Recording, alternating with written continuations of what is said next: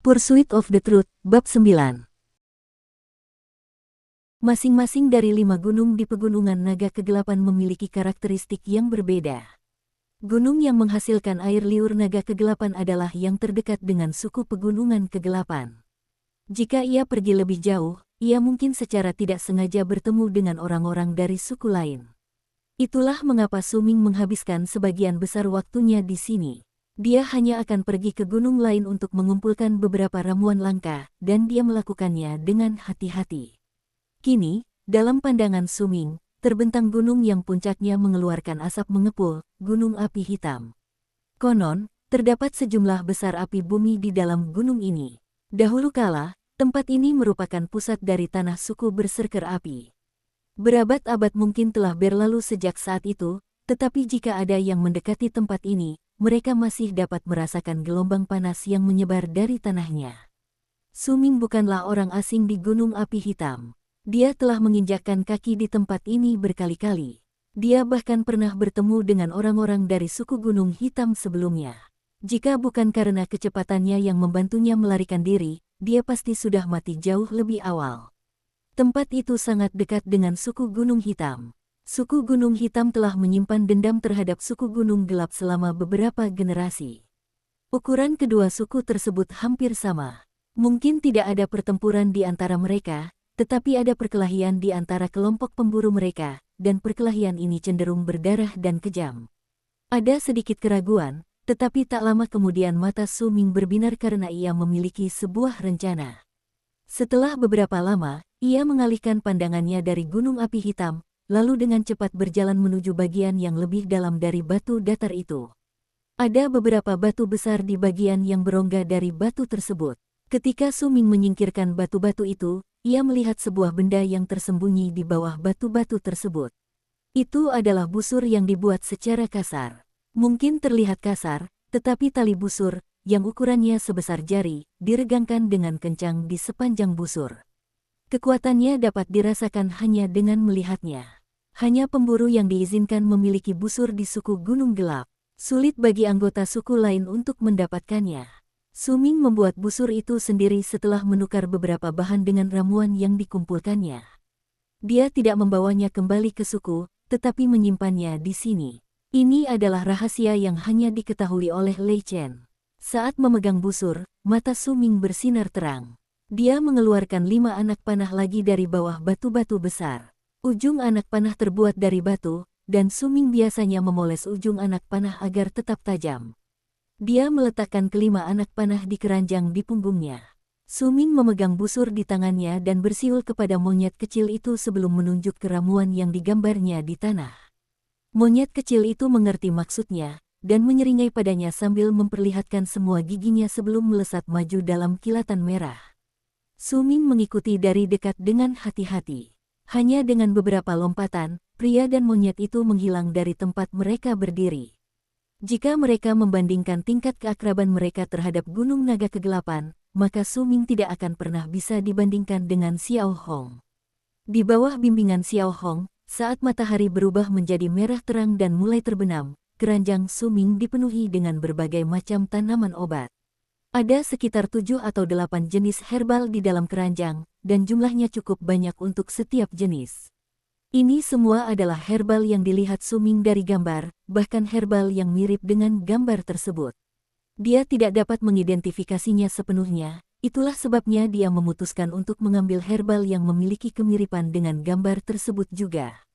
Maksudmu ada tumbuhan lain yang mirip di sini?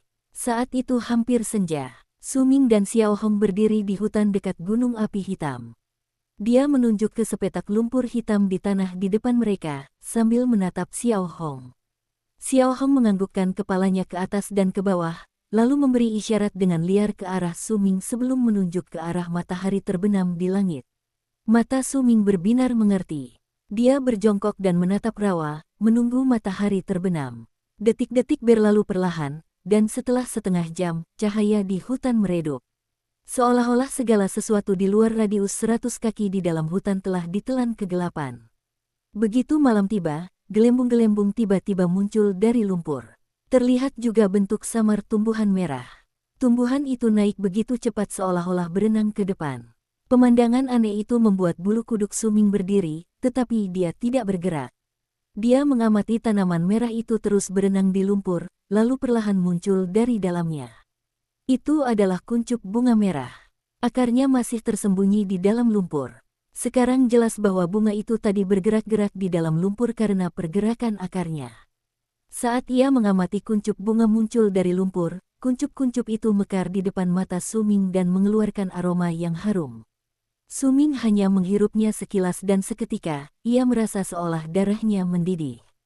Seolah seluruh tubuhnya dikelilingi api dan kulitnya terbakar oleh panasnya. Pada saat itu, Xiao Hong mengeluarkan jeritan gugup. Suming tanpa ragu bergegas maju, meraih bunga merah yang paling dekat dengannya. Di tangannya ada spatula tajam yang terbuat dari batu, dan dengan gerakan terlatih ia memotong bagian bunga dari akarnya, lalu melemparkannya ke dalam keranjang di punggungnya. Setelah selesai, Suming tidak berlama-lama dan segera pergi bersama Xiao Hong.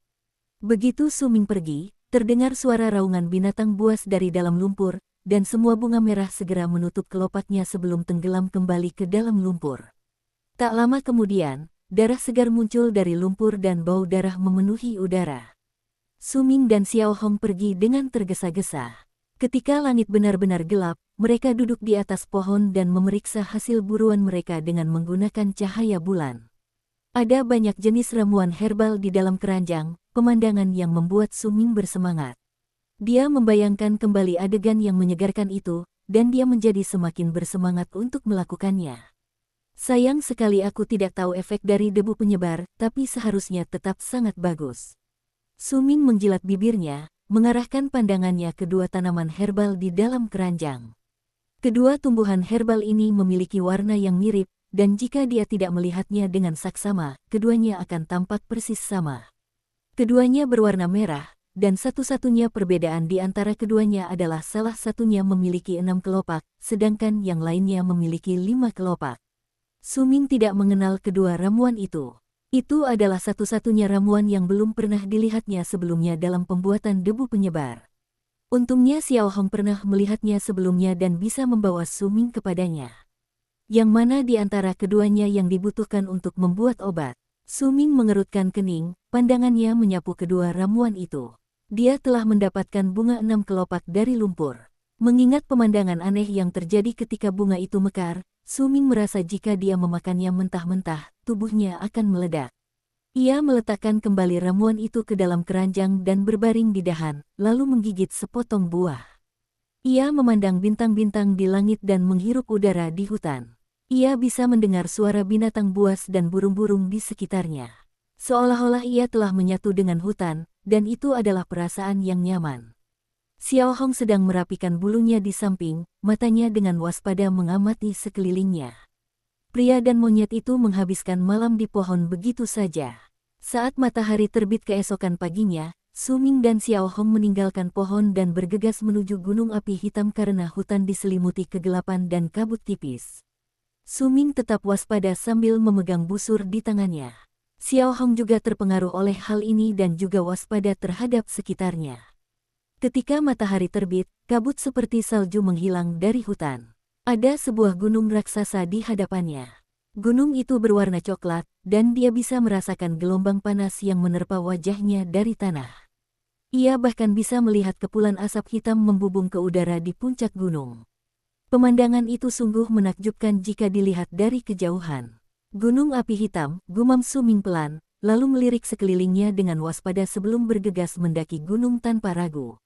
Dia sudah mempersiapkan diri sebelum datang. Ada banyak ramuan penangkal panas di bawah kakinya, dan dengan adanya ramuan-ramuan itu, Suming bisa mendaki hingga puncak gunung tanpa berhenti.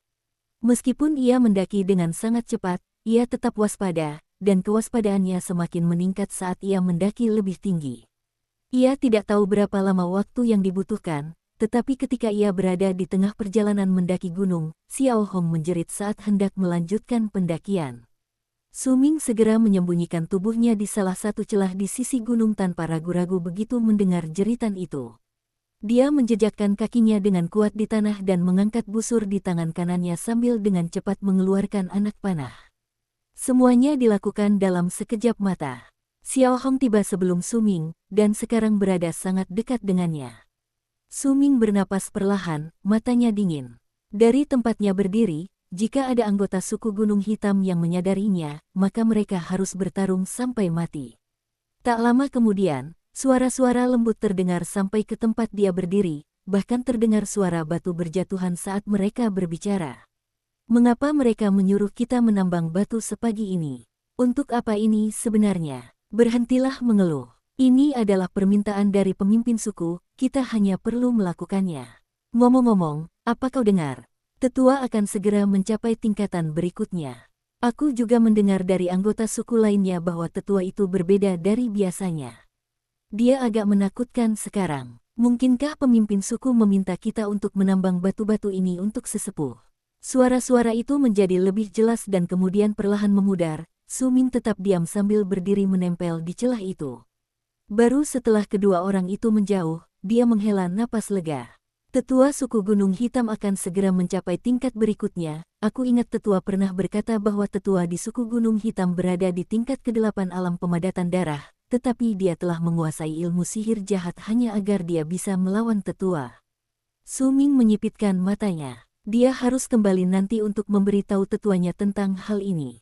Dia menunggu sedikit lebih lama untuk memastikan kedua orang itu telah pergi jauh, lalu Su Ming melanjutkan pendakian gunung. Namun pada saat itu, monyet kecil di sisinya mencengkeram bajunya. Su Ming segera menoleh dengan cemas, tetapi dia hanya melihat wajah monyet itu berseri-seri karena gembira, menunjuk ke arah celah tempat mereka berhenti. Ada lubang kecil yang terbentuk secara alami di sana, dan uap mengepul dari dalamnya. Su Ming segera menyerah untuk mendaki gunung lebih jauh dan memutuskan untuk mendekati lubang kecil itu. Setelah mengamati dengan cermat, dia melepaskan keranjang di punggungnya dan membawanya ke dalam lubang sambil merangkak masuk, dengan Xiao Hong mengikuti langkahnya dari dekat. Lubangnya tidak besar, dan Su Ming hanya berhasil masuk karena badannya kecil. Jika itu anggota suku berserker lainnya, mereka tidak akan bisa masuk.